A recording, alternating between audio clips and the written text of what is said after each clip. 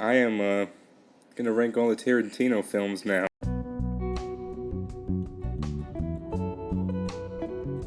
Feels a little weird putting this movie in last because I honestly really enjoyed the whole package, you know.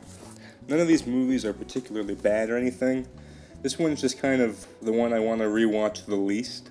I don't know, like, it's good, but it also doesn't really feel like a super Tarantino film. I feel like my dad really liked this movie, but I don't know. Robert De Niro has a good mustache in this movie. I give it a mustache out of De Niro. Once Upon a Time in Hollywood. I feel like this is a film that probably ages better on a rewatch, especially for me. I watched it on a road trip for the first time, and yeah, I think a lot of it was kind of lost on me. It was really fun, and I definitely I could rewatch this movie. If they made like an extended cut like for this, I would totally watch that. I like the world a lot. It's just kind of maybe the least interesting of anything that Tarantino's made plot-wise. But it's also one of the most intriguing worlds he's been able to create, which makes me hope for an extended cut someday. Man, this movie kicks ass, man.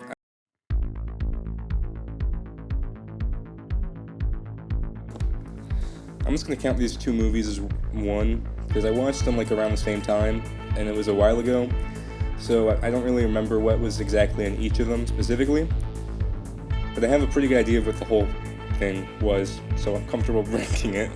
It's just, these movies feel like a masterclass in filmmaking. They're just stylized to such an extent that you can look at any shot in these movies and say, oh yeah, this is that one Tarantino fellow. And Kung Fu Panda, probably the best Tarantino sequel, in my opinion.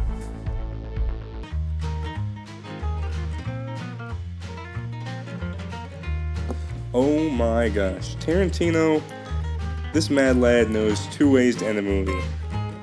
And this movie is the second way.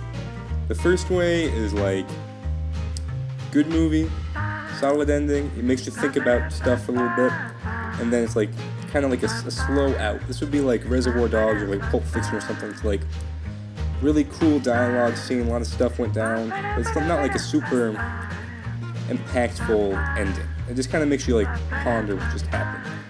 And then there's this movie where it's kind of like, this might just be my masterpiece, and then it gives you this Ennio Morricone just blasting at the top of his orchestral lungs, just making you feel like you just feel the weight of that ending. And that ending of this movie, oh my gosh.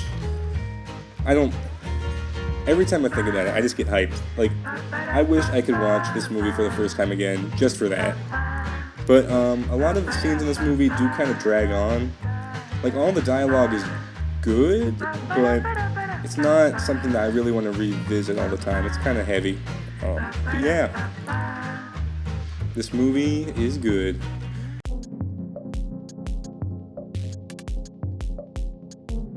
This is a perfect example of simplicity used perfectly. I just used perfect twice in the same sentence. Well, how about that? This movie knows exactly what it is and what it wants to achieve, and it executes that goal perfectly. If I ever find myself in a situation where I have to cut off someone's ear, I know what music I'm blasting.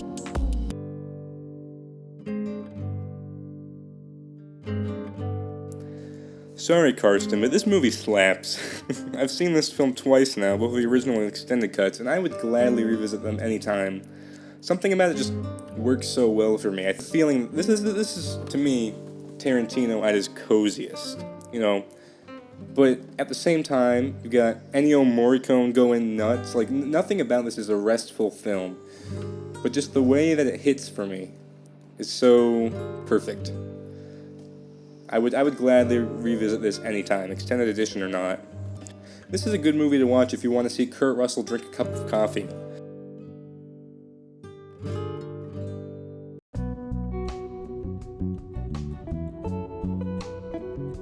This movie is super good, and that is the end of my statement. I'd like to see a remake of this where they cast Matthew Lillard and Freddie Prinze Jr. as Vincent Jules.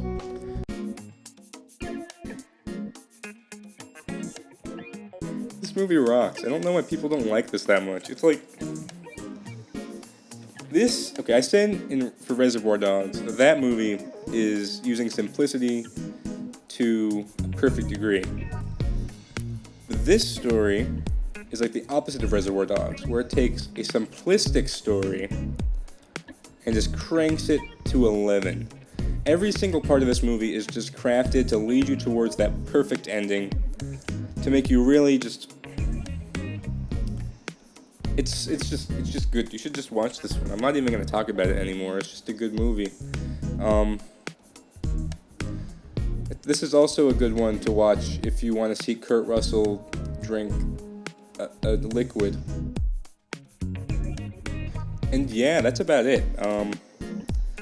I guess there's going to be another one eventually, but if he's remaking Reservoir Dogs like he's said he might, then I guess I don't need to re-rank anything.